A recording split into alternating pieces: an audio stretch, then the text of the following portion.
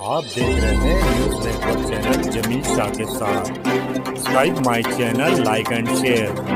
प्रभाग क्रमांक 17 से अपक्ष उम्मीदवार भगवान बड़ीराम वाघ ने धुले जिला मराठी पत्रकार भवन में एक पत्रकार परिषद ली। इस परिषद के जरिए प्रभाग के नागरिकों को अपनी उम्मीदवारी के बारे में बताया कि मैंने 40 वर्ष प्रभाग में बहुत सारे विकास के काम किए हैं।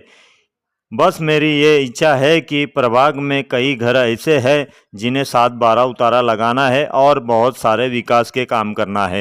मिल परिसरमध्ये कमीत कमी 80 ते 85 वर्षापूर्वी 300-400 रुपयाचे प्लॉट घेतलेले होते सर्वे नंबर 562 मध्ये, परंतु ते तुकडा म्हणून खरेदी झालेली आहे। 89 मध्ये त्यांनी एड ऑर्डर वगैरे दिलेला होता आम्हाला।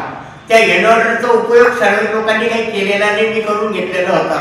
केल्यानंतर 528 ची भीती परिस्थिती होती। त्याच्यानंतर ते कागदपत्र कोणी फिरवायला गेलेले मी लोकांशी संपर्क खूप साधला। मी 40 ते 45 वर्षापासून संपर्क साधून राहिलो, परंतु लोकांनी ऐकलं नाही। मी बऱ्याच वेळा 8 ते 9 वेळा मी उभा राहिलो, परंतु मी सत्य सोडलेलं नाहीये।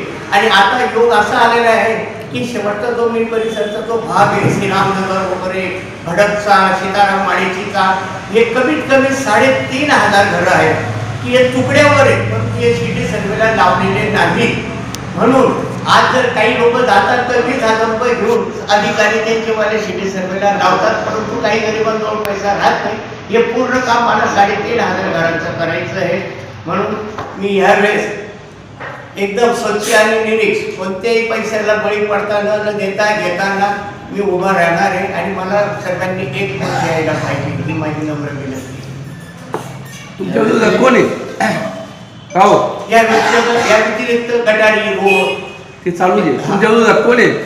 तुमच्या विरोधात कोण उमेदवार आहे?